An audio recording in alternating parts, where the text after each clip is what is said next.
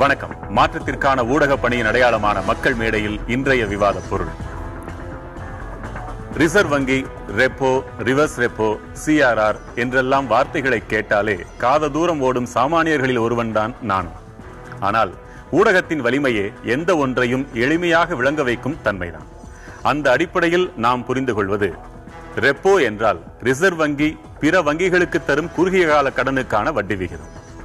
Reverse repo என்றால் பிற வங்கிகள் ரிசர்வ் வங்கியிடம் குறுகிய காலத்திற்கு வைப்பு செய்யும் தொகைக்கான வட்டி விகிதம். இந்த வட்டி விகிதத்தை பொருளாதார சூழலுக்கு ஏற்ப ரிசர்வ் வங்கி அவ்வப்போது கூட்டவோ குறைக்கவோ செய்கிறது. தற்போது 0.5% ரெப்போ வட்டி குறைக்கப்பட்டிருக்கிறது. மத்தியில் பாரதிய ஜனதா ஆட்சிக்கு வந்த பிறகு, அதிலும் இந்த ஆண்டு என்று எடுத்துக்கொண்டால் ஜனவரியில் இருந்து 4 முறை இது குறைக்கப்பட்டிருக்கிறது. மொத்தமாக 1.25% குறைக்கப்பட்டிருக்கிறது.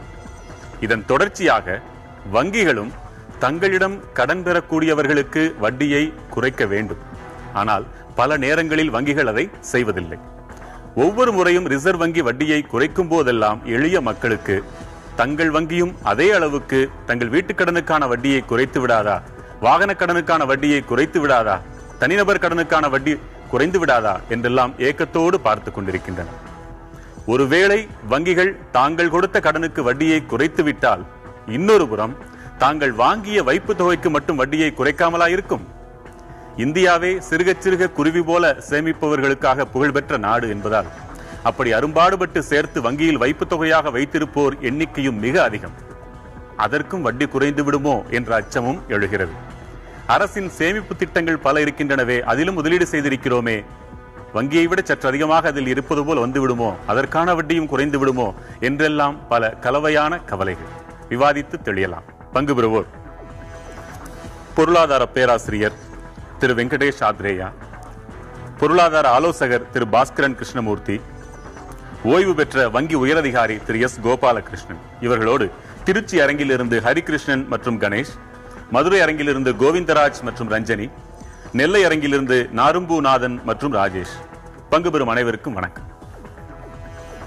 வங்கியாளருக்கு முதல் கேள்வி. திரு கோபாலகிருஷ்ணன், ரிசர்வ் வங்கி கொடுக்கிற அந்த சலுகையை, அதாவது லாபத்தை வங்கிகள் அனுபவிச்சுக்கிறீங்க, மக்களுக்கு தரமாட்டேங்கிறீங்க அப்படின்னு எங்களுக்கு புரிஞ்சிருக்கு, சரிதானா? என்ன விளக்கம்? அதாவது எப்பொழுதெல்லாம் இந்த ரெப்போ ரேட் குறையுதோ அப்பொழுதெல்லாம் வங்கிகள் தங்களுடைய வாடிக்கையாளர்களுக்கு, அதாவது வீட்டு கடன் வாங்கினவங்க, நீங்கள் குறிப்பிட்டது போல வாகன கடன் வாங்கினவங்க, தனிநபர் கடன் வாங்கினவங்க எல்லோருக்கும் குறைப்பது என்பது எழுதப்படாத ஒரு விதி. ஆனால் அது ரூலு ஸ்டாட்யூட்டுன்னு இல்லையே தவிர அது ஒரு எழுதப்படாத விதியாக, வேறு விதமாக சொல்றதாக ஒரு மரபாக இருந்து வந்துள்ளது. காலங்காலமாக இது நடந்து வந்துள்ளது. கடந்த சில மாதங்களாகவோ அல்ல ஓரிரு ஆண்டுகளாகவோ தான் சில சமயங்களில் குறைப்பதும் சில சமயங்களில் குறைக்காததுமாக இருந்து வந்துள்ளது. ஒரு சில சமயங்களில் தாமதம் செய்து குறைக்கிறார்கள், தயக்கத்துடன் குறைக்கிறார்கள். ஆனால் இந்த வருஷமே பார்த்தா கூட நமக்கு இது நேற்று 0.5% குறைத்தாங்க, அதுக்கு முந்தி 3 தடவை குறைத்தாங்கன்னு சொன்னீங்க.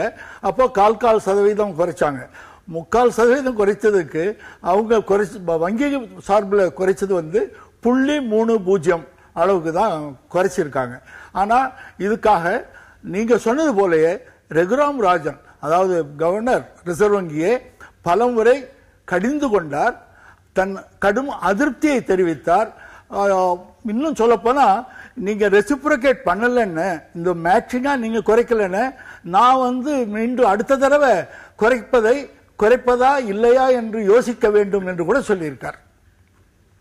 இதை குறைக்கிற அதே நேரத்தில் ரிசர்வ் வங்கி தன்னுடைய அந்த ரிவர்ஸ் ரெப்போ ரேட்டையும் குறைக்கத்தானே செய்யும். அது குறைக்குது. அது வங்கிகளுக்கு ஒரு வகையில் அதுவும் ஒரு இழப்பு தானே. அது அறிவிக்கப்படுது. ஆனா அறிவித்தது எந்த அளவுக்கு வங்கிகள் தங்கள் வைப்பு நிதியை ரிசர்வ் வங்கியிடம் இந்த கணக்குல வைக்கிறாங்கிறத பொறுத்து இருக்கு. ஆனா பணம் கொடுக்கல், அவங்க அந்த மாதிரி அந்த குறிப்பிட்ட வட்டி விகிதம் கொடுக்கல் என்ன எந்த ஒரு வங்கியும் ரிசர்வ் வங்கியில வைப்பதில்லை. ஆகையினால் இது ஒரு ரூல், விதி என்ற முறை இல்லாததால் இப்படி நடக்குது. ஆனால் இதுக்கு நல்ல தீர்வு என்னன்னு பாத்தீங்கன்னா, விதி வச்சா என்ன, கட்டாயப்படுத்தினா என்ன, அதன் சாதக பாதகங்கள் என்னன்றது நீங்க அடுத்து வர சுற்றுல விரிவா சொல்லுங்க. திரு வெங்கடேஷ் ஆத்ரேயா, இதுல பலனோ அல்லது பலன் அல்லாததோ ரெண்டுமே அந்த மக்களை சாருது. ஒரு புறத்து மக்களுக்கு இது வட்டி குறைஞ்சா பலன், இன்னொரு புறத்து மக்களுக்கு நம்ம டெபாசிட்ல வட்டி குறைஞ்சா அது இழப்பாகுது. அப்ப ரெண்டுமே மக்களை பாதிக்கவும் செய்து நன்மை தரவும் செய்யுது.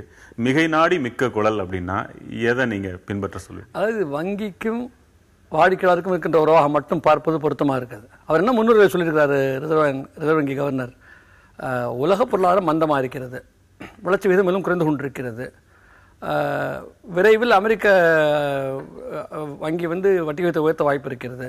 அப்போ இந்த சவால்களை எதிர்கொள்வதற்கு நம்ம இங்கே கிராக்கியை மேம்படுத்த வட்டி விகிதங்களை குறைத்தால், அதை ஒட்டி கடன்கள் கூட கொடுக்கப்பட்டால் ஒரு கிராக்கியை மேம்படுத்தக்கூடிய வாய்ப்பு கிடைக்கும்னு அவர் அந்த அனுமானத்தில் சொல்லியிருக்கிறாரு. ஏன்னா பிரைமரி கமாடிட்டிஸுடைய விலைகள் பூரா சரிஞ்சு வருது பன்னாடு சந்தையில். இப்போ என்ன பார்க்க வேண்டியிருக்குன்னு சொன்னால், இன்றைக்கி பத்திரிகை நீங்கள் பார்த்துருப்பீங்க, இவர் இங்கே 50 பேசிஸ் பாயிண்ட்ஸ் குறைச்சிருக்காரு, வங்கிகள் குறைவான வட்டியில் கடன் கொடுக்குறேன்னு சொல்லியிருக்காரு. மறுபக்கம் உடனடியாக நிதியமைச்சர் என்ன சொல்லியிருக்குன்னு சொன்னால் டெபாசிட் ரேட்ஸை குறைக்கணும்னு சொல்லியிருக்காங்க.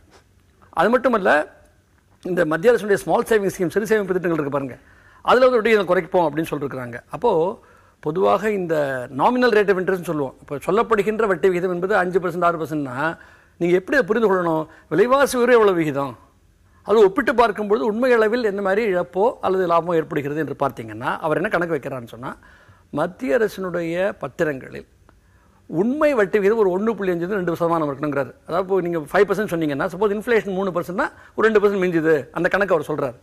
பட் நம்மை பொறுத்தவரையில் இவர்கள் அரசு சொல்லக்கூடிய பணவீக்க விகிதம் குறைந்து கொண்டு வருகிறது இந்த கணக்கு என்பது சாதாரண மக்கள் வாங்கிற பொருட்களுக்கு பொருந்தாது. இப்போ பருப்பு உயருது, எல்லா விலையும் உயருது சந்தையில். இவங்க கணக்கு பார்த்தீங்கன்னா ஹோல்சேல் பிஸ்னஸுடைய வளர்ச்சி விகிதம் குறைஞ்சி போச்சு, ரீட்டைல் பிஸ்னஸ் வளர்ச்சி விகிதம் குறைஞ்சி போச்சுங்கிறாங்க. ஊடகங்களை பத்திரிகைகளை தவறாக எழுதுறாங்க, விலையே குறைஞ்சிச்சுன்னு எழுதுறாங்க, விலைவாசி உயர்வு விகிதம் குறைந்திருக்கிறது. இப்போ என்ன சொல்கிறாங்கன்னா, ஜனவரி 2017 அது 5% வரணும், இப்போ ஜனவரி 2016 66% வரணும் எதிர்பார்க்குறோங்கிறாங்க. இது எதுவுமே நிச்சயம் இல்லை. ஒன்று, நீங்கள் ஏற்கனவே சொன்ன மாதிரி வங்கிகள் இந்த ரேட்டு கட்ட டிரான்ஸ்ஃபர் பண்ணுமாங்கிறது ஒரு கேள்வி. ரெண்டாவது, அவங்க மார்ஜின்ஸ் அவங்க பார்க்குறாங்க. நீங்கள் என்ன இப்போ வித்தியாசம் பார்க்கணும்னு சொன்னால், ஒரு காலத்தில் வட்டி விகிதங்கள் அரசின் கட்டுப்பாட்டில் இருந்தது. நீங்கள் தாராளமய கொள்கைகளை அமலாக்கிய பிறகு இதை பூரா நீங்கள் டீரெகுலேட் பண்ணிட்டீங்க. வங்கிகள் என்ன சொல்லிட்டீங்க, நீங்கள் விவசாயத்தை பற்றி கவலைப்படாதீங்க, நாட்டை பற்றி கவலைப்படாதீங்க, லாபம் ஈட்டினா போதும்னு சொல்லிட்டீங்க. அவனுக்கு கடுமையான போட்டியும் உண்டாக்கி கொடுத்துட்டீங்க. அப்போ வங்கிகளுக்கு அந்த நெருக்கடி இருக்குது. அப்போ இதில் என்னென்னா, ஒட்டுமொத்த அரசினுடைய கொள்கை நிலையிலிருந்து இதை பார்க்க வேண்டியிருக்கு. அப்படி பார்க்கும்பொழுது இந்த டீரெகுலேஷனுடைய பகுதியாக இது வரும்பொழுது ரிசர்வ் பேங்க் ஒரு பக்கம் ஒரு செயல்பாட்டை பண்ணுது, நிதியமைச்சர் இன்னொரு செயல்பாட்டை பண்ணுது. நீங்கள் இன்னைக்கு கூட பேப்பரில் பார்த்துருந்தீங்கன்னா இன்னும் விரிவாக நம்ம அடுத்த பல விஷயங்கள் அதில் இருக்கு. அரவிந்த் சுப்ரமணியம் ஒரு கருத்து சொல்றாரு, இவர் ஒரு கருத்து சொல்றாரு, எல்லாம் பிரச்சனைகள் இருக்குது. நீங்க பொருளாதார பேராசிரியர், ஆனால் நாங்க பொருளாதார மாணவர்கள் இல்லை. இல்ல ஜனங்களுக்கு இப்ப நீங்க சொன்னது போலவே இந்த நிகழ்ச்சி முழுக்க எளிமையாகவே நீங்க விளங்க வைப்பீங்கன்னு நம்புறோம். தொடர்ந்து பேசலாம். திரு பாஸ்கரன் கிருஷ்ணமூர்த்தி, வட்டியை குறைக்கலன்னா மக்களுக்கு மட்டும் அது பயனுள்ளதாக இருப்பது மட்டுமல்ல, சிறு குறு தொழில் செய்கிறவங்களுக்கும் இதை நம்பி இருக்கிறாங்க. கொஞ்சம் வட்டி குறைஞ்சா பெரிய தொழில் வளர்ச்சி பெருகும்னு நம்புறாங்க. அப்ப வங்கிகள் வட்டியை கொஞ்சமாச்சும் அதே அளவுக்கு இல்லைனாலும் ஓரளவுக்கு அது குறைக்கவில்லை என்றால் இந்த தொழில் வளர்ச்சியை பாதிக்கிற காரியத்தை வங்கிகளே செய்கின்றனன்னு ஒரு பொருள் வருதா? இல்லை, அதாவது என்னென்னு, இது ஒரு மார்ஜின் கூட சொல்ல முடியாது, இது ஒரு பஃபர் தான். மிக நிச்சயமாக இப்போ ரிசர்வ் பேங்க் என்ன ஒரு பெனிஃபிட் கொடுத்துருக்கோ, என்ன ஒரு ஆதாயம் தந்திருக்கிறதோ, அது மிக நிச்சயமாக கடைக்கோடி வரைக்கும் சென்று சேர வேண்டும் அப்படிங்கிற ஒரு எண்ணத்தோடு தான் கொடுத்துருக்கு. அவரே அப்படி தான் சொல்லியிருக்காரு. ரகுராமராஜன் சொல்லும்போது அப்படி தான் சொல்லியிருக்காரு, நம்மளோட ஆளுநர் ஃபினான்ஸ் மினிஸ்டர் சொல்லும்போது அப்படி தான் சொல்லியிருக்காரு. இது மிக நிச்சயமாக அப்படியே அவங்களுக்கும் டிரான்ஸ்ஃபர் ஆகி போகும் அப்படின்னு இந்த முறை எதிர்பார்க்குறோம். ஏன்னா ஸ்டேட் பேங்க் இமீடியட்டாகவே சொல்லிடுச்சு, அவங்க கொஞ்சம் பஃபர் வச்சு தான் சொல்லியிருக்கு. ஆனால் இமீடியட்டாகவே அந்த ரேட்டு அவங்க மாற்றிட்டாங்க. ஆனால் நீங்கள் சொல்கிற மாதிரி தொழில் வளர்ச்சிக்கு, மிக குறிப்பாக சிறு தொழில் வளர்ச்சிக்கு அது நேரடியாக உதவும் என்கிற காரணத்தினால மிக நிச்சயமாக இந்த பயன் போய் சேரும் அப்படின்னு எனக்கு நம்பிக்கை இருக்கு. அடுத்த 2-3 நாட்களில் வங்கிகள் வரும். இந்த பயன் சேருதுன்னா அது குறுகி அப்பப்போ இதை டிசைட் பண்றாங்க. இறங்குறது மாதிரி ஏறவும் செய்யும், பெட்ரோல் மாதிரி தான். அப்போ இந்த லாபம்ன்றது பொதுமக்களுக்கு எவ்வளவு கிடைச்சிட போகுது? இப்போ 12,000 ரூபாய் ஒரு கடனுக்கான வட்டி மட்டுமே போகுதுன்னா ஒரு 1.25% போல 1% குறைச்சிருக்காங்கன்னா 11,000 ரூபாய் கட்ட போறாங்க. ஆனா எத்தனை நாளைக்கு நீடிக்கும்? ஒரு 2 மாசம் கழிச்சு திருப்பி மாத்துறாங்க அப்படின்னு திருப்பி ஏறத்தானே போகுது. இதுல பெரிய அளவுல லாபம்னு மக்களுக்கு இருக்குமா? இல்ல, லாபம் நஷ்டம்ங்கிறத வச்சு இல்ல, இது அடிப்படையில் எதுக்காக பண்ணது அப்படின்னு, இந்த எந்த அளவுக்கு இந்த மணி சப்ளை வருது மார்க்கெட்டுக்குள்ள அப்படிங்கிறது அதுவும் மிக முக்கியமா பார்க்கணும். ஏன்னா 2 விஷயங்கள் எல்லாருக்கும் புரியாம சொல்லணும். ஒன்னு பணப்புழக்கம், இன்னொன்னு பணப்புழுக்கம். அந்த பணப்புழுக்கத்தை எடுத்துட்டு பணப்புழக்கத்தை அதிகம் பண்ணுவதனால சாதாரண மனிதர்களுக்கு சென்ற செல்ல வேண்டிய அந்த பணத்தினுடைய மதிப்பு அதிகமாகிறது, அதனுடைய அந்த சப்ளை அதிகமாகுது. அதுதான் மிக முக்கியமாக பார்க்கணும். இந்த லாபமா நஷ்டமா வச்சு பார்க்குற மாதிரி ஒரு விஷயம் இது இல்லை. இது மாதிரி வட்டி விகிதம் சற்றே குறைகிற போது, அதிகமாக வங்கி கடன் கிடைக்கிறது என்கிற போது அந்த மணியுடைய அந்த ஃபண்ட் ஃப்ளோ வந்து இன்னும் அதிகமாக இருக்கும். அப்படிதான் பார்க்கணும். அப்படிதான் பார்த்தா ஒரு சாமானியனின் பார்வையில நான் இருக்கிறதுனால மீண்டும் மீண்டும் எனக்கு தேவையெல்லாம் வாங்கின கடன் வட்டி, வாகன கடனுக்கு வட்டி, தனிநபர், இப்படித்தான் என்னுடைய கேள்விகள் இருந்துகிட்டே இருக்க போகுது. அதை கடந்து இதை எப்படி பார்க்கணுன்றதை நீங்க தான் விளக்கணும். ஒரே ஒரு நொடி. ரஞ்சனி, உங்களுக்கான நேரம். மதுரை.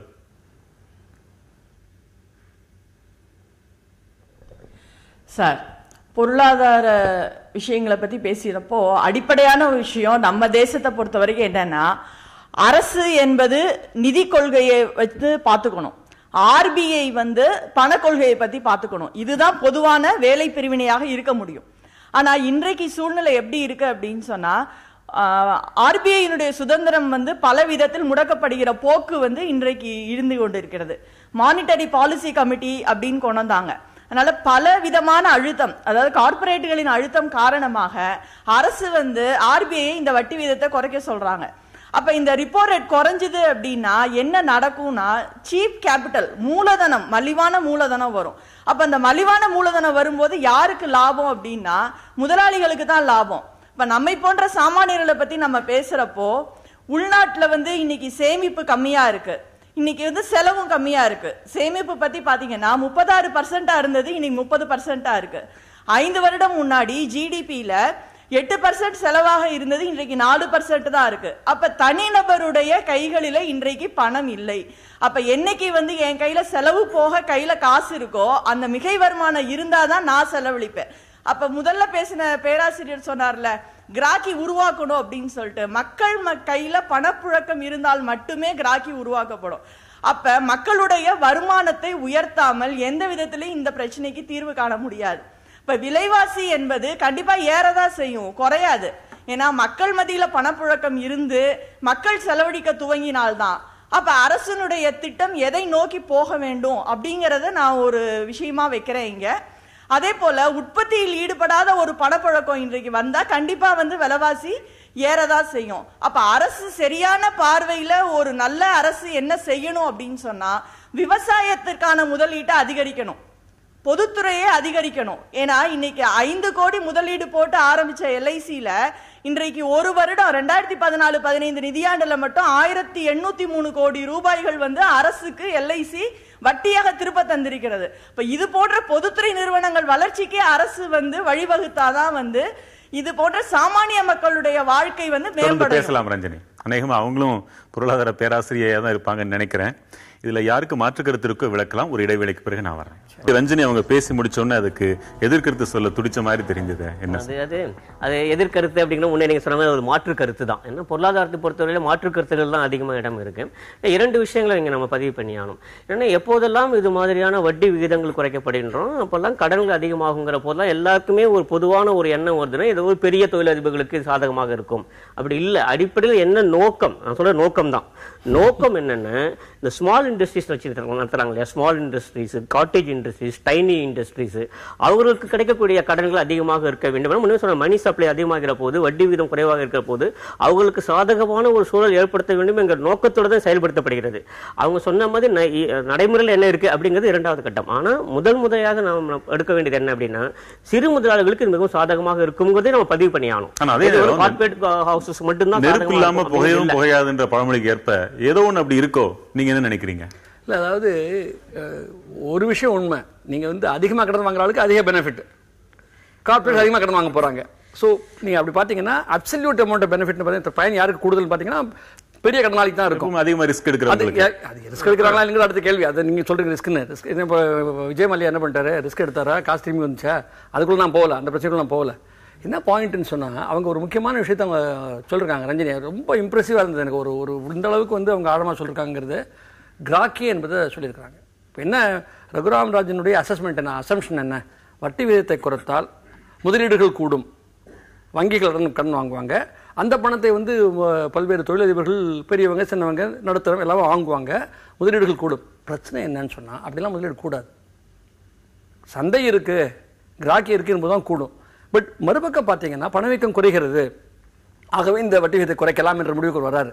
பணவீக்கம் ஏன் குறைக்கிறது என்பது அவரே பேசியிருக்காரு. என்ன சொல்லியிருக்கிறாரு, விவசாயிகளுக்கு கிடைக்க வேண்டிய விளைபொருள் விலைகளை நம்ம வந்து தடுத்துட்டோம், உயராமல் தடுத்துட்டோம். ஒன்று, நிதியமைச்சகத்தினுடைய இடைக்கால பரிசீலனை என்ன எழுதி வச்சிருக்காங்கன்னு சொன்னால், நம்ம 2 காரியம் பண்ணியிருக்கிறோம் விலைவாசி உயர்வை கட்டுப்படுத்துறதுக்கு. ஒன்று, விவசாயிகளுக்கு விளைபொருள் விலையை கட்டுப்படுத்திட்டோம். 2வது, ஊரக விலை உயர்த்தத்துக்கான செலவை குறைச்சிட்டோம். இப்போ கிராமத்தில் வந்து கிராக்கி இல்லை, விவசாய தொழிலாளர்கள் கூலி உயர்வு பெற முடியல. ஆகவே நம்ம பணவீக்கத்தை எப்படி குறைத்திருக்கிறோம் என்று சொன்னால், ஒன்று, பன்னாட்டு சந்தையில் ஆயில் விலை குறைவு, அது தனிப்பட்ட விஷயம். இந்த 2 கொள்கை விஷயங்கள் விவசாயிகள் வயத்தில் அடித்து, கிராமப்புற உழைப்பாளர் மக்கள் வயத்தில் அடித்து பணவீக்கத்தை குறைச்சிருக்கிறோம் என்று ஒரு ஒப்புதல் வாக்குமூலத்தை மத்திய அரசினுடைய நிதியமைச்சகத்தினுடைய இணையதளம் கொடுக்குது. இதெல்லாம் அவங்க சொல்றது உள்ளடக்கம். அவங்க விரிவாக சொல்லட்டா கூட நல்ல பாயிண்ட் அவங்க சொல்றாங்க. இப்போ என் பாயிண்ட் என்னன்னு சொன்னா, இல்ல குளோபல் எக்கானமி டிஃப்ளேட் ஆகிற நேரத்தில் ரகுராம் ராஜன் சின்சியராக முயற்சி பண்றாரு. வட்டி விகிதத்தை குறைச்சாலாவது பணப்பழக்கம் கூடும், கொஞ்சம் டிமாண்ட் வரும். பட் ஜனங்கள்கிட்ட வருமானம் அதிகரிக்காமல் ஒரு பக்கம், இன்னொரு பக்கம் வந்து அவங்களுடைய அன்றாட உண்மையான பணவீக்கம் as opposed to official estimates குறையாம ரியல் இன்கம் அதிகமாகிற ஃபீலிங் அவங்களுக்கு இல்ல. நிச்சயமா எதிர்காலத்தை பற்றி ஒரு அனிச்சயமான தன்மையும் இருக்கு. நெல்லை ராஜேஷ் நியாயம் அவங்க சொல்றது. நெல்லை ராஜேஷ் உங்களுக்கான சார், அதாவது அடிப்படையாக சொல்லணும் அப்படின்னா, ஒரு சாமானிய மனிதன் வந்து ஒரு விவசாயி போய் ஒரு நகைக்கடன் வைக்கணும் அப்படின்னா அவங்களுக்கு 7% சொல்கிறாங்க. ஆனால் அந்த அப்பாவி மனுஷனுக்கு வந்து 7 கிடைக்கிறது இல்லை. அந்த டார்கெட் ஒரு பேங்க், குறிப்பிட்ட பேங்க் இவ்வளோ தான் இருக்குது அப்படின்னா அதை முதல்ல என்ன பண்ணுறாங்க அப்படின்னா, பெரிய பெரிய பிஸ்னஸ் மேன், பெரிய பெரிய பணம் பிஸ்னஸ் பண்ணுறவங்களுக்கு அவங்களே அலாட் பண்ணுறாங்க. சார் இன்றைக்கி இவ்வளோ அலாட் ஆகிருக்கு, நீங்கள் வந்து ஃபண்டு வச்சுக்கோங்க. அதே மாதிரி ஒரு சிசி அக்கௌண்ட், ஒரு கிரெடிட் அக்கௌண்ட்டு, அப்புறம் அது போக ஒரு டேர்ம் லோன்லாம் வாங்க போகிறான்னா, ஒரு சாமானிய மனிதன் போனான் அப்படின்னா அவனுக்கு வந்து அடிப்படையான அந்த லோவான ப்ரைஸில் உள்ள அமௌண்ட் போட்டு கொடுக்க மாட்டாங்க, இன்ட்ரெஸ்ட் பண்ண மாட்டாங்க. அதெல்லாம் யாருக்கு போகணும்னா பெரிய பெரிய பிஸ்னஸ் மேன், பெரிய அதை அவங்கள தேடி போய் இவங்க கொடுப்பாங்க. அதுவும் பண்ணுறது யாருன்னு பார்த்தீங்கன்னா, ரீஜனல் ஆஃபீஸில் இருந்து அந்த பிரான்ச் மேனருக்கு ப்ரெஷர் வரும். ஆனால் அடிப்படை மனிதன் ஒருத்தன் போய் இப்போ கேட்டால் கூட வெளியில் வாசல் அவன் பாட்டு காத்து நின்றுட்டு இருக்கணும். இந்த பேங்க்ல என்ன கிடைக்கும், ஏதாவது கொடுப்பாங்களா அப்படின்னு எதிர்பார்த்தா கூட கிடைக்காது. திரு கோபாலகிருஷ்ணன் பதில் என்ன? அதாவது நண்பர் சொன்னது அவர் பார்த்ததை சொல்லியிருக்காரு, உணர்ந்ததை சொல்லியிருக்காரு. ஆனா உண்மை நிலை என்னன்னு பாத்தீங்கன்னா, இந்தியாவில் கடந்த 2 வருடமா ஒட்டுமொத்த வங்கிகள் கொடுத்துள்ள கடன் தொகை வளர்ச்சின்னு பாத்தீங்கன்னா, எப்போதும் சாதாரணமா போன வருஷம் கொடுத்த கடன் தொகையை விட 12 முதல் 13% வரை அதிகமாக கொடுப்பாங்க. அதே மாதிரி டிபாசிட் வளர்ச்சி எப்படின்னு பாத்தீங்கன்னா, போன வருஷத்தை விட 14 to 15 டிபாசிட் வளரும். 12% குறிப்பிட்ட ஒரு சிலருக்கு கொடுத்தாலே அந்த சதவீத கணக்கு வந்துரும். ஏழை எளிய மக்களின் எண்ணிக்கை பெருமளவு கூடி இருக்குதா? அதாவது எண்ணிக்கையும் கூடி இருக்கு. அதாவது நான் சொல்ல வர்றது, நண்பர் எதிர்பார்க்க சொல்ற மாதிரி வங்கி கடன் அதிகரிக்கல. அதாவது இந்த வருஷம் வங்கி கடன் அதிகரிக்கல, வங்கி கடன் வளர்ச்சி குறைந்து இருக்கிறது. 11-12 இருந்தது, இந்த வருஷம் 9% தான். அதுவும் முதல் 6 மாதங்களுக்கு இன்னும் குறைவா இருக்கு. ஆக ஏன் காரணம்னா, எப்போ வங்கி வட்டி விகிதம் குறையுதோ அப்போதான் வட்டி கடன் வாங்கறதுக்கு எல்லா தரப்பினரும், நான் ஒரு சாதாரண மனிதன் ஒரு வீடு வாங்கணும், ஒரு பிளாட் வாங்கணும்னு நினைச்சா கூட வட்டி விகிதம் குறைஞ்சிருக்கா, இப்போ பிளாட் வாங்கலாம் அப்படின்னு நினைப்பாங்க. அதே மாதிரி ஒரு மோட்டர் பைக் வாங்கணும், வட்டி விகிதம் குறைஞ்சிருக்கு, இப்போ வாங்கலாம்னு நினைப்பாங்க. அதே சைக்காலஜி தான் பெரிய தொழிலதிபர்களுக்கும். வட்டி விகிதம் குறைஞ்சிருக்கு, நம்ம தொழிலை விரிவாக்கம் செய்யறதுக்கு இது நல்ல தருணம் அப்படின்னு செய்வாங்க அப்படின்னு சொல்றீங்க. சிறிய ஒரு விளக்கம் மட்டும் சின்னதா, என்னன்னா வங்கிகள் கடன் கொடுக்கிற போது சிறுதுகளுக்காக என்று இருக்கக்கூடிய கடனை எடுத்து கார்பரேட்டுக்கு கொடுக்க முடியாது, விவசாயத்துக்கு என்று ஒதுக்கப்பட்ட கடன் தொகையை எடுத்து கார்பரேட்டுக்கு கொடுக்க முடியாது. ஆக ஒவ்வொரு கடன் தொகைக்கும் இது ஒதுக்கப்படும் நிதியிலிருந்து தான் தர முடியுமே தவிர்த்து இதை எடுத்து இதை மறைமாற்றி தர முடியாது. நான் சொல்ல வேண்டியது என்னன்னா, இந்த விவசாய கடன்களை பற்றி நாங்கள் ஆராய்ச்சி பண்ணிட்டு இருக்கிறோம், தொடர்ந்து ஆராய்ச்சி பண்ணிட்டு இருக்கிறோம். ஒரு உண்மை அவர் பாஸ்கரோட பகிர்ந்து கொள்ளணும். என்னன்னு சொன்னா, இப்போ மகாராஷ்டிரா இருக்கு. மகாராஷ்டிரா என்ன பார்த்தோம்னு சொன்னா, 2004க்கு பிறகு குறிப்பாக ஒரு நிலைமை மாறிய பிறகு, பிரஷர் விவசாயிகள் தற்கொலைலாம் வந்த பிறகு, கடனை கூட்டணுங்கிற ஒரு பிரச்சனை வந்த பொழுது கிரெடிட் ரிவைவல் இருந்துச்சு, விவசாயிகள் கடன் கொடுக்க ஆரம்பிச்சாங்க. ஆனால் பார்த்தீங்கன்னா மும்பை அர்பன் பிரான்ச்சஸ், மாநகர கிளைகளிலிருந்து ஏராளமான கோடிக்கணக்கான ரூபாய் கடன்கள் ஒரு சில மிகப்பெரிய நபர்களுக்கு போயிருக்கு. நாங்கள் இந்த டிஸ்ட்ரிபியூஷன் அனலைஸ் பண்ணியிருக்கிறோம். சைஸ் கிளாஸ் வைஸாக பார்த்தாலும் சரி, அசட் கிளாஸ் வைஸ் பார்த்தாலும் சரி, அவர் சொல்றது மிக உண்மையான விஷயம். ராஜேஷ் சொல்லுது, அதாவது தனிப்பட்ட மேனேஜரை நம்ம விமர்சனம் பண்ண வேண்டாம். அரசின் கொள்கை எப்படி இருக்குன்னு சொன்னா, வங்கித்துறையின் கொள்கை எப்படி இருக்குன்னு சொன்னா, மிகப்பெரிய தொழிலதிபர்களுக்கு கடன் கொடுப்பதுல தான் அவங்க முனைப்பா இருக்கிறாங்க. அது என்ன நம்பிக்கையில வந்துரும் வந்துரும் இல்ல இந்த பிரையாரிட்டி செக்டர், அதுக்கான 18% ஃபார் அக்ரிகல்ச்சர் என்பதெல்லாம் நடைமுறையில் எப்படி டைல்யூட் பண்ணப்பட்டிருக்கு என்பதை பற்றி விரிவாக நம்ம பேசலாம். நீங்க வந்து அக்ரிகல்ச்சர் ப்ராசஸிங் லோன் கொடுத்தா கூட அக்ரிகல்ச்சர் லோன் அப்படின்னு சொல்லக்கூடிய ஏற்பாடுலாம் இங்க இருக்கு. அது ஒரு தனி சப்ஜெக்ட். எல்லா ஆய்வாளர்களும் ஏற்றுக்கொள்கின்ற என்ன சொல்ல வந்தது அது இல்ல, பொருளியல் ஆய்வாளர்கள் ஏற்றுக்கொள்கின்ற விஷயம் என்னன்னு சொன்னா, ஒரு ப்ரொபோர்ஷனேட்டாலாம் லெண்டிங்லாம் கிடையாது பேங்க்ஸ்ல. இன்னைக்கு பேங்கிங் சிஸ்டம் வந்து மார்ஜின்ஸ், லாபத்தை நீ அதிகப்படுத்தணும், போட்டி போடுற இந்த மார்க்கெட்ல நீ இருக்க. ஆகவே இயல்பாக லார்ஜ் லோன்ஸ் கொடுக்குறாங்க. இன்னைக்கு அவங்களுக்கு என்ன பிரச்சனை இருக்கு நீங்க அதையும் பார்க்கணும். ரகுராமஜன் வந்து வட்டி குறைச்சிருக்காரு, பட் தேர் வெரி ஸ்ட்ரெஸ்ட். கொடுத்த கடன்கள் திரும்பி வரலையே, அதை பத்தி நம்ம பேசலாம். திரும்பி கொடுக்காதால நீங்க ஒன்றும் பண்ண மாட்டேங்கிறீங்களா? இல்ல அதையும் சேர்த்து பேசணும். திரும்பி கொடுக்காதால நீங்க வந்து கௌரவிக்கிறீங்க. திருச்சி நாடு உங்களுக்கான. அதாவது முதல் விஷயம் பாத்தீங்கன்னா, தலைக்கு மேல தண்ணி போனதுக்கு அப்புறம் ஜான் என்ன முளம் என்னன்னு சொல்லுவாங்க. அது போல வந்து இப்ப பேசிஸ் பாயிண்ட் குறைச்சிருக்காங்கன்னா அவ்வளவையும் வந்து பிரைவேட் செக்டார் பேங்க்ஸோ இல்ல கவர்மெண்ட் பேங்க்ஸ் எல்லாருமே வந்து முதல்ல மக்களுக்கு அதை கொடுக்க போறது கிடையாது. ஃபர்ஸ்ட் விஷயம். ரெண்டாவது விஷயம் என்னன்னா, இவங்க வந்து பெரிய முதலாளிகள்ட்ட இருந்து பணம் வந்துரும்னு சொல்லி நம்பிதான் ஒவ்வொரு முறையும் கொடுக்குறேன்னு சொல்றாங்க. இப்ப விஜய் மல்லையா போன்றவர்களுக்கு வந்து நீங்க 5000 கோடியே வந்து கொடுத்துட்டு விட்டுறதுக்கு 1 லட்சம் விவசாயிகளுக்கோ இல்ல வந்து சிறு தொழில் செய்யக்கூடியவர்களுக்கோ கொடுத்தீங்கன்னா 1 லட்சம் பேரும் ஏமாத்திட்டு போறது கிடையாது. கண்டிப்பா நீங்க அதுல இவ்வளவு ரிஸ்க் எடுக்கிறேன்னு சொல்றவங்க தாராளமா வந்து சிறு தொழில் செய்யக்கூடிய விவசாயம் சொல்லக்கூடியவங்களுக்கும் கொடுத்தீங்க அப்படின்னு சொன்னா அவங்கள கண்டிப்பா ஒரு 75% மக்கள் வந்து திரும்ப கண்டிப்பா கட்டிடுவாங்க. நீங்க அப்ப இந்த பேசிஸ் பாயிண்ட குறைச்சீங்கன்னா இதுல பிரயோஜனம் இருக்கும். கையிலே காசு சட்டியிலே ஒண்ணு இல்லாம ஆப்பையில எங்க இருந்து வரும்னு சொல்ற மாதிரி நீங்க எங்கேயுமே பணமே இல்லாத இடத்துல நீங்க எப்படி வந்து திரும்ப கட்டுறதுக்கு உண்டான சதவீதத்தை குறைச்சிருக்கேன். ரகுராம் ராஜன் அவர்கள் வந்து செஞ்சிருக்க சரி, அவரால் முடிஞ்சது வந்து ஏட்ல வந்து இனிப்பு அப்படின்னு எழுதி இருக்காரு. ஆனா சுவைக்கக்கூடிய அளவுக்கு நம்மள்ட்ட இல்ல. அதுதான் வந்து பிரச்சனை. நெல்லை நாரும்பூநாதன் உங்க வாதத்தையும் சேர்த்துக்கலாம். ஒரு நொடி. நெல்லை நாரும்பூநாதன் சேரணும்னா இது ஒரு ரூலா கொண்டு வரணும். வணக்கம் சார். நான் ரூலா கொண்டு வரணும். நாரும்பூநாதன் சாமானியர்கள் பக்கத்துல இருந்து நான் பேசுறேன். அப்ப நீங்க ஒன்ன சொல்லி ஆகணும். இங்க யாரு உங்களுக்கு எதிர்நிலையில இருந்து பேசுறவங்க யாருன்றது நீங்க அடையாளப்படுத்தி ஆகணுமே. அதாவது வங்கியில கல்வி கடன் வாங்குறாங்க. அந்த கல்வி கடன் பாத்தீங்கன்னா அதற்கு 4 லட்சம் ரூபாய் வரை வருமானம் இருப்பவர்களுக்கு வந்து வட்டி தள்ளுபடின்னு சொல்லியிருக்காங்க. ஆனால் இன்னைக்கு வரைக்கும் இந்த வட்டி வந்து மானியத்தை வந்து அரசு முறையாக கொடுத்ததில்லை. என்ன நடக்கும் சொன்னா, நான் வங்கியில பணிபுரிந்ததுனால சொல்றேன், அந்த குறிப்பிட்ட கணக்குக்கு வங்கி வந்து வட்டி போட்டுக்கிட்டே இருக்கும். அந்த வட்டி போட்டுட்டே இருக்கும். அந்த வட்டியை அரசிடம் சமர்ப்பித்து அதற்கு பிறகுதான் வந்து அந்த அக்கௌண்ட்ல வரவுப்பாங்க. ஆனால் இன்றைக்கு ஒருத்தனுக்கு 10,000 ரூபாய் வட்டின்னு சொன்னீங்கன்னா அவனுக்கு வெறும் 4,000 ரூபாய் தான் இது வரைக்கும் அரசு கொடுத்திருக்கு. கடந்த காலத்திலும் சரி இந்த காலத்திலும் சரி அவனுக்கு வட்டி முழுமையாக தள்ளுபடி செய்யப்பட்டது இல்லை. இதுதான் உண்மை. இன்றைக்கு வங்கி கடன் வந்து கல்வி கடன் வாங்கினோடைய நிலைமை வந்து இதுதான். அதே மாதிரி பயிர்க்கடன் வாங்கினீங்கன்னு பாத்தீங்கன்னா பயிர்க்கடனால் வசதி அடைந்தவர்கள் வந்து விவசாயிகளே கிடையாது. அதுல நிச்சயம் சொல்ல போனா ஒரு மிடில் கிளாஸ், அதாவது வீடு கட்டுறவங்க அல்லது வேற ஏதாவது பெரிய தொழில் பண்றவங்க, அவங்க தான் இந்த 3 லட்சம் ரூபாய் வரைக்கும் அந்த 7% வட்டியை அவங்க தான் அனுபவிச்சிருக்காங்க. தள்ளுபடி செய்யும் போது விவசாயிகளுடைய எண்ணிக்கை மிக மிக குறைவு. கடந்த காலங்களில் 2007 இந்த விவசாய பயிர்க்கடன் தள்ளுபடி செய்யப்பட்ட போது அதில் விவசாயிகள்னு பாத்தீங்கன்னா 5% கூட இருக்காது.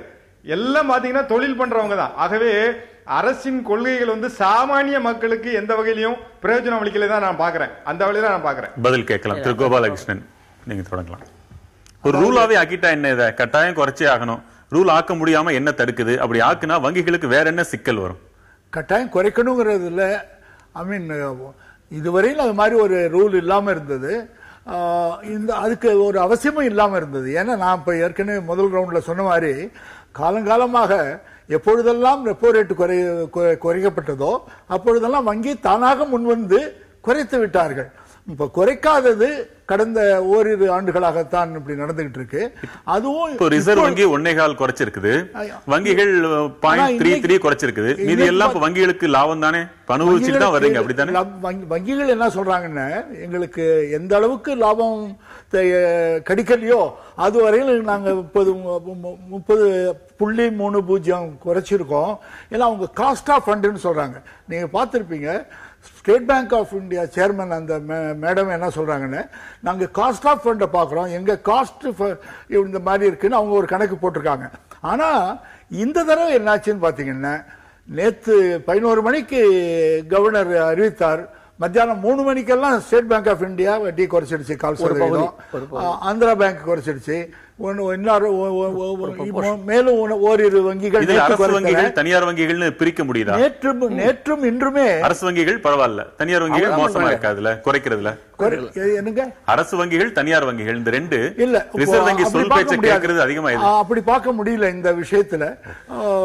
தனியார் வங்கிகளும் they are sailing in the same boat ன்னு சொல்ற மாதிரி ஒரே ஓடத்தில் தான் பயணிக்கிறார்கள். ஆனா இந்த தடவை ஒரு மாற்றம் தெரியுது. நேற்று 3 வங்கிகள் குறைத்து விட்டன, இன்று மேலும் 3-4 வங்கிகள் குறைத்து விட்டன. இன்னும் ஓரிரு நாட்களில் இந்த பிரச்சனை குறைந்தபட்சம் இந்த முறை இருக்காதுங்கிறத தெளிவா பார்க்க முடியுது. அதாவது வைப்பு தொகைக்கான வட்டி அது என்ன, பழைய 3/4% ஒரு பகுதி தான் குறைத்திருந்தாலும் கூட இந்த 1/2% பெரும்பகுதி பெரும்பாலான வங்கிகள் குறைக்க தலைப்பட்டு உள்ளனர், குறைக்க ஆரம்பிச்சுட்டாங்க. பலருடைய அனௌன்ஸ்மெண்ட் வந்துருச்சு. இது போர்டு சில வங்கிகள் ஒவ்வொரு போர்டும் போர்டு கூடிதான் செய்யணும், அந்த போர்ட் ஆஃப் டைரக்டர்ஸ். ஸ்டேட் பேங்க்ல வேறு சில வங்கிகள்ல நேற்று இன்னைக்கு பண்ணிட்டாங்க. மற்ற வங்கிகள் இந்த வாரம் இந்த இன்னும் 2 நாள் இருக்கு. அரசின் இந்த சேமிப்பு திட்டங்கள், கடன், இதுக்கான வட்டி கூட வங்கிகள் வட்டியை விட நல்லா இருக்கேன்னு மக்களை பாக்குற அளவுக்கு இருக்குது. அதையும் குறைக்க சொல்லி இவர் கேட்க போறாரு, சாத்தியமாகுமா? அறிவிச்சிருக்காங்களே இன்னைக்கு நிதியமைச்சர் சொல்றாரு குறைக்க போறோம்னு சொல்றாரு. இந்த பிரச்சனை என்னன்னா, நீங்க மீண்டும் இது ஏதோ மக்களுக்கும் பொதுத்துறைகளுக்கும் மோதலாக மாற்ற வேண்டாம். ஏன்னா தனிப்பட்ட அதிகாரி என்ன பண்றாரு பண்ணலாங்கிறதுல பிரச்சனை. ரகுராம் ராஜன் எதிர்பார்ப்பு என்ன, வட்டி விகிதத்தை குறைத்தால் கூடுதலாக வங்கிகள் கடன் வாங்கி தொழிலாளர்கள் கொடுப்பாங்க. இது நடக்காதுன்னு நான் சொல்றேன், அதை பேசுங்க. அதாவது கிராக்கி தான் பிரச்சனை. கிராக்கி ஏன் பிரச்சனை? பெரும்பகுதி மக்களுக்கு வாங்கும் சக்தி இல்லை. ஏன் இல்லை? நீங்க விவசாயிகளுடைய விளைபொருளுக்கு விலை கொடுக்க மாட்டேங்கிறீங்க, இந்த பக்கம் உர விலை ஏற்றிக்கிட்டு இருக்கிறீங்க, அந்த பக்கம் கிராமப்புறத்தில் விலை ஒரு சட்டத்தை குறைச்சிட்டீங்க. பொதுவாக எல்லா விலைகளையும் உயர்த்திக்கிட்டு சாதாரண மக்களுடைய வாழ்வாதாரங்களை விரிவுபடுத்தாமல் கிராக்கியை உண்டாக்க முடியாது. அப்போ அவர் ரகுராமனுக்கு தெரியாத விஷயம் அல்ல. அவர் என்ன எதிர்பார்க்கிறாரு, நான் பண்றது நான் பண்றேன், அரசாங்கம் பண்ற. அவங்க கூட பேசினாங்க, முதல்ல ரஞ்சனி சொன்னாங்க இண்டிபெண்டன்ஸ் அது ஆர்பிஐ. இந்த ஆர்பிஐ இண்டிபெண்டன்ஸ்ங்கிற கான்செப்ட்லேயே பிரச்சனை இருக்கு. நீங்க ஒரு அந்நிய மூலதனம் இந்தியாவுக்குள்ள வரலாம் போலான்னு அனுமதிச்சிட்டீங்கல்ல, அப்போ ரிசர்வ் பேங்க் ஆஃப் இந்தியாவுக்கு இண்டிபெண்டன்ஸே கிடையாது. வட்டி குறைச்சா பணம் வெளியே போயிடுமோ அப்படின்னு பயப்பட வேண்டியது ஒன்னும் இல்லாமல. இதுக்கு ஆர்பிஐ கவர்னர்ஸ் கூட சிதம்பரம் மோதல் போக்கு இருந்ததெல்லாம் படிச்சோம். அதெல்லாம் என்ன ஊடகங்கள் நான் வண்டி நடத்தணும் இல்ல, அவ்வளவுதானா? அதாவது இல்ல கருத்து வேறுபாடுகள் இருக்கலாம். உதாரணத்துக்கு இண்டிவிஜுவாலிட்டி அதை மெயின்டைன் பண்ணலையா? தாராளமா இருக்கலாம். அதாவது ரகுராம் ராஜன் விவரம் தெரிஞ்ச ஆள், அவர் ஒன்றும் தெரியாத ஆள், நல்ல வெரி டீப் ஸ்காலர். ஒரு ரேட் கட்டினுடைய இம்பாக்ட் என்ன, ஒரு வட்டி விகிதத்தை குறைக்கிறீங்க, அது முதலீடுல பெருமளவுக்கு ஒரு வளர்ச்சி ஏற்படுத்துமா என்ற கேள்வி வந்தால் அது இரு கருத்துக்கள் இருக்கு. அப்படி ஏற்படும் நினைக்கிறவங்க, நம்பிக்கை உள்ளவங்க இருக்கிறாங்க. ஒருவேளை ரகுராம் ராஜனுக்கு அந்த நம்பிக்கை இருக்க வாய்ப்பு இருக்கு. ஆனால் பலருக்கும் அந்த நம்பிக்கை இல்ல.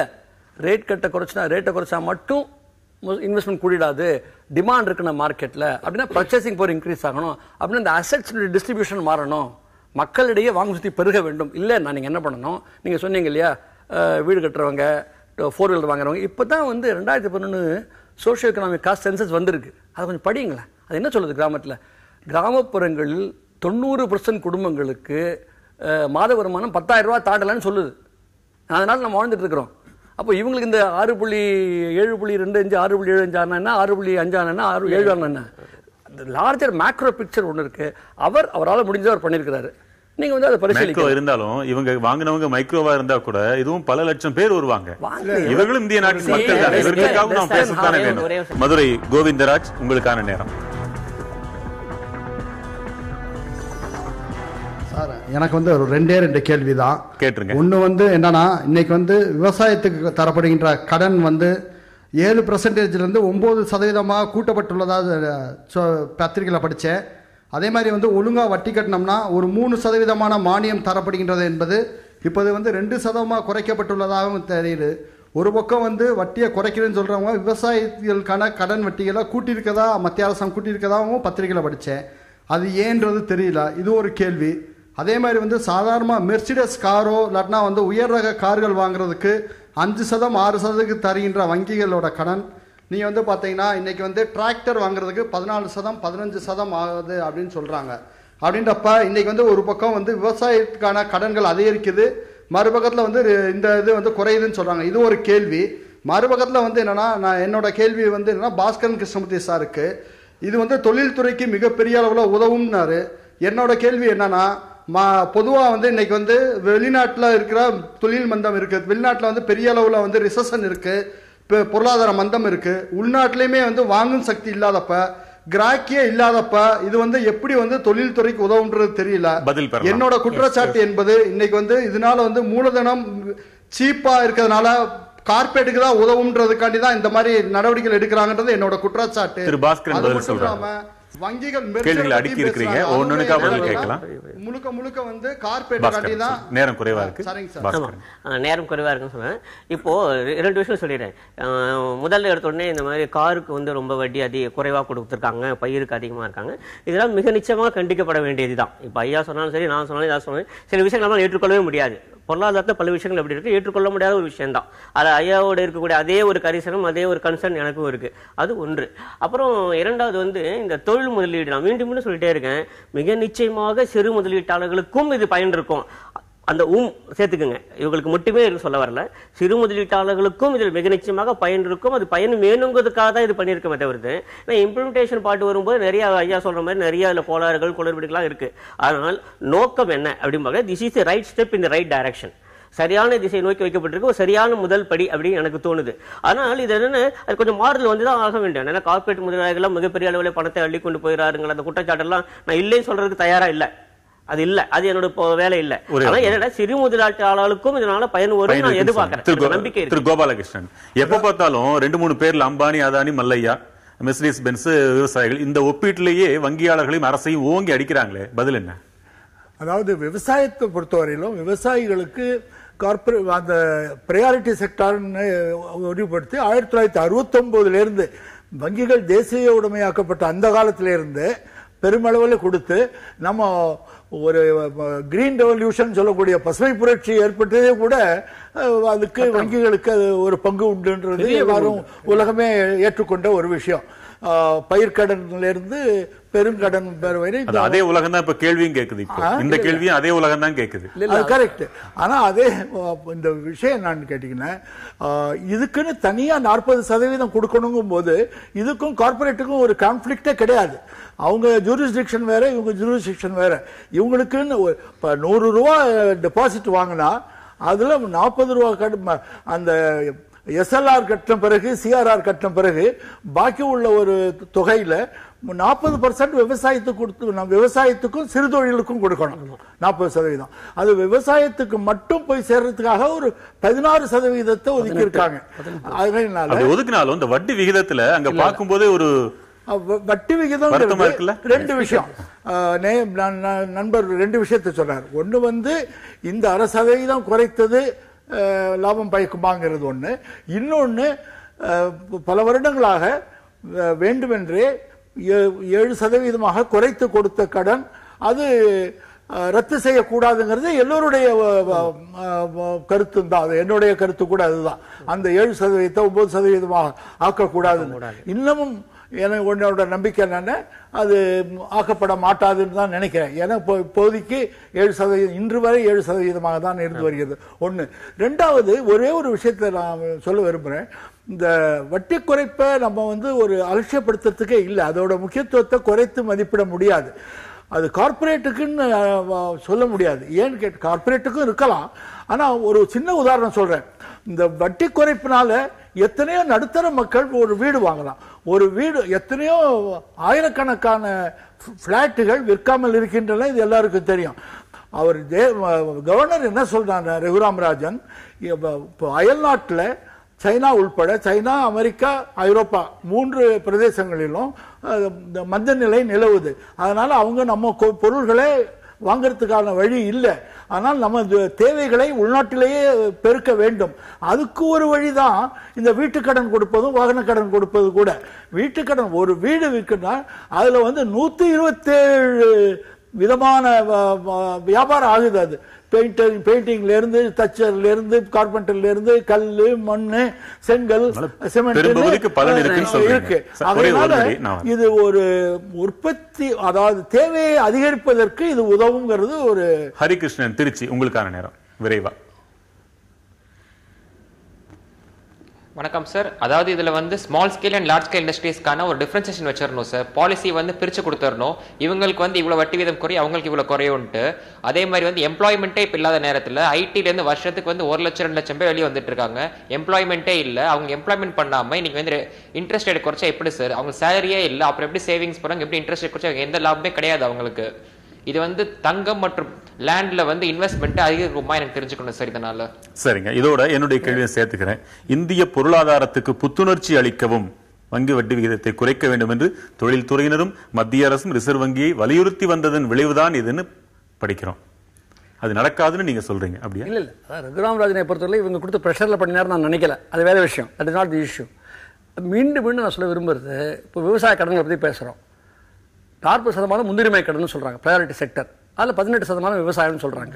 இந்த 18%க்குள்ள என்னென்ன வருங்கிறத மாத்திட்டாங்க. அது மக்கள்கிட்ட சொல்லணும். 18% விவசாயத்துக்கு நேரடி லெண்டிங்காக இருந்தது மாறி போய் நீங்க ரூரல் ரூரல் இன்ஃப்ராஸ்ட்ரக்சர் டெவலப்மெண்ட் ஃபண்டில் போட்டால் அதுவும் lending to agriculture, agro processing கொடுத்தா அதுவும் ப்ரையாரிட்டி அக்ரிகல்ச்சரில் வரும். அப்போ டைரக்ட் கிரெடிட் டு அக்ரிகல்ச்சர் 18% இல்லை, இன்னைக்கு 13% கூட இல்லை, 11 கூட இல்லை. விவசாயத்துக்கு கொடுக்கப்படுகிற கடனின் சதவீதம் கணிசமாக குறைந்திருக்கிறது என்பது நம்பர் 1. அது 2004 பிறகு சில முன்னேற்றம் இருக்கு. பட் அதுலேயும் பெரும்பகுதி பெரு விவசாயிகளுக்கு போகுது என்பது உண்மை, லேண்ட்லார்டுக்கு போகிறதுங்கிறது உண்மை. இதெல்லாம் பதிய பெற வேண்டிய உண்மை. 2வது, கிராக்கியை மேம்படுத்துவதுதான் நோக்கம் என்று சொன்னால் வட்டி விகிதத்தை குறைப்பது உதவலாம். நான் நண்பர் சொன்ன மாதிரி ஒரு வீடுகள் கட்டப்படலாம், கடன் வாங்கலாம். பட் இதை விட வலுவான கருவி என்ன? அரசு நேரடியாக மக்களுக்கு தேவையான கட்டமைப்பு முதலீடுகள், கல்வி முதலீடுகள், ஆரோக்கிய முதலீடுகள் இதெல்லாம் மேற்கொள்ளலாம் இல்ல? அப்ப இதை மேற்கொள்வதற்கு என்ன தடையா இருக்கு? என்ன தடைன்னு கேட்டீங்கன்னா என்ன சொல்லுவாங்கன்னா, காசு இல்ல. ஏன் காசு இல்ல உங்கள்கிட்ட? ஏன்னா நீங்க வரிச்சலுகை கொடுத்துக்கிட்டே இருக்கீங்க. யாரு கொடுக்குறீங்க? சாமானியர்கள் கொடுக்குறீங்களா? ஆண்டுதோறும் 6 லட்சம் கோடி ரூபாய் வரிச்சலுகை பெரும் செல்வந்தர்கள் கொடுத்துட்டு காசு இல்லைன்னு சொன்னீங்கன்னா யாரை ஏமாத்துறீங்க நீங்க? வேலை வாய்ப்புகளை வழங்குறவங்க பிஸ்கல் பாலிசி. நீங்க பெரும் செல்வந்தர்கள் சொல்றீங்களா? அவங்க என்ன வேலை வாய்ப்பு கொடுக்குறாங்க? நீங்க தயவு செய்து புரிஞ்சுங்க. அவர் சொன்ன சிறு குறு முனைவர்கள் தான் அதிகமாக வேலை வாய்ப்பு கொடுக்குறாங்க. இந்த நாட்டில் சிறு குறு முனைவோர்கள் தான் 50% வேலை வாய்ப்பு கொடுக்குறாங்க. அவங்களுக்கு நீங்க நியாயம் வழங்கல. ஒரு விரல் விட்டு எண்ணக்கூடிய மிகப்பெரிய பன்னாட்டு இந்நாட்டு ஏகபோக கம்பெனிகளுக்கு சலுகை எல்லாம் வாரி வழங்கிட்டு ஒரு அக்கௌண்டிங் பண்ணிருக்கீங்களா? இவ்வளவு கொடுத்தோம் சலுகை, இவ்வளவு எம்ப்ளாய்மெண்ட் உருவாச்சுன்னு சொல்லிருக்கீங்களா? எங்கேயாவது கணக்கு வச்சிருக்கீங்களா? வெள்ளத்தாள் கொடுத்துருக்கீங்களா? சட்டசபையில், பார்லிமெண்ட்ல கொடுக்கல இல்ல. அப்புறம் ஏன் அனுமானத்தில் பேசணும்?